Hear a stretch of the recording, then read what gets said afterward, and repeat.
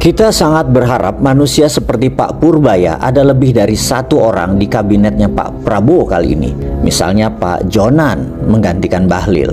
Bu Susi masuk lagi menjabat seperti Menko Marves menggantikan posisi Opung yang dulu. Bahkan Bung Rocky Gerung kalau perlu masuk kabinet. Kalau perlu juga Ahok jadi Menteri Dalam Negeri kalau perlu. Kalau sendirian Pak Purbaya, maka Amerika yang bajingan itu bisa mengacak-ngacak Indonesia seperti apa yang baru-baru ini dilakukan oleh Amerika dalam operasi intelijennya yang berencana membunuh pemimpin Venezuela. Aslinya ini terlihat seperti thriller film mata-matanya Hollywood. Ada seorang pilot Venezuela yang berprestasi, di mana ada sisi lain seorang agen federal Amerika sedang berusaha mempengaruhinya. Misinya adalah agen tersebut ingin menyuap pilot Nicolas Maduro, di mana Maduro adalah presiden Venezuela.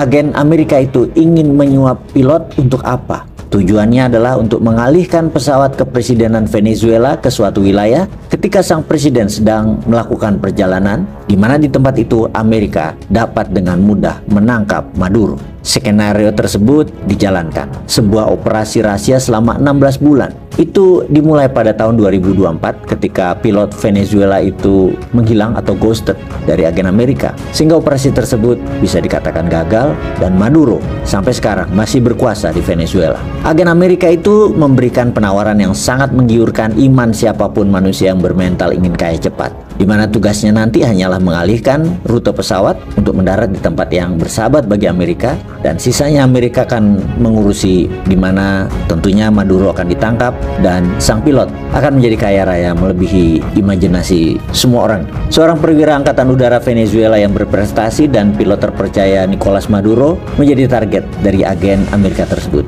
Pria yang menerbangkan presiden paling dicari oleh Amerika tersebut rencananya akan melakukan perjalanan ke Moskow, Teheran, Havana, dan kembali ke Venezuela.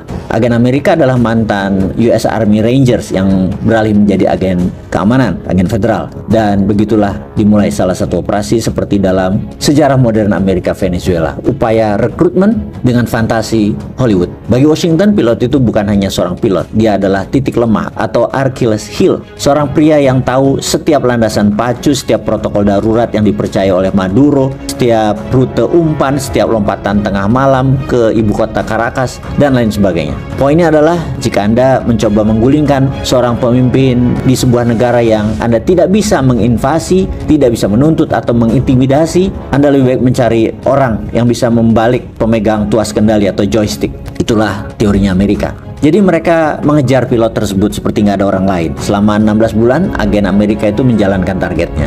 Awalnya pilot itu ikut bermain, namun Amerika terlalu percaya diri, ternyata mereka salah membaca situasi.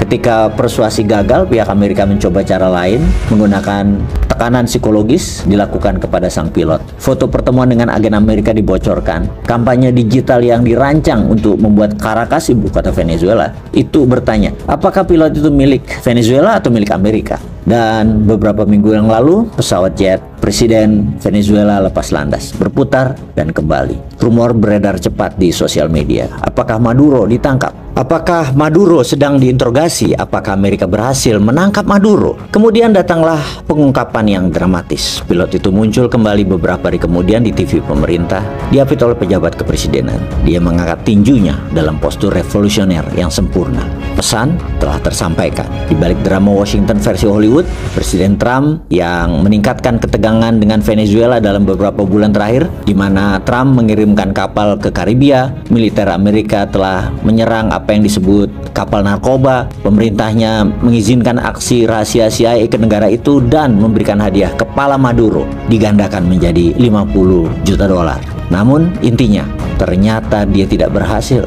Trump mencoba menggulingkan Maduro dengan menggunakan agen untuk pilot kepercayaan Maduro untuk mengkhianati atasannya. Sekali lagi, gagal total. Amerika sangat malu. Amerika sudah menekan dengan postur militer, mencekik ekonomi, operasi cyber dan psikologis. Semua sekarang tidak ada terbukti berhasil. Itu dimanapun, bukan di Venezuela saja. Sementara itu, Venezuela mengatakan kepada Amerika yang mengarang terus perang di dunia ini. Ketegangan sedang memanas di Venezuela, tapi pada akhirnya tidak ada pilot yang beralih dan tidak ada revolusi yang terjadi di ketinggian 30.000 kaki di Venezuela. Sahabat, pelajaran apa yang Indonesia dapat dari cerita kesetiaan dan perjuangan melawan imperialis Amerika yang sudah ada di mana-mana? Indonesia, jangan lengah, lindungi Purbaya dan orang-orang yang bakal menggantikan Bahlil. Peace.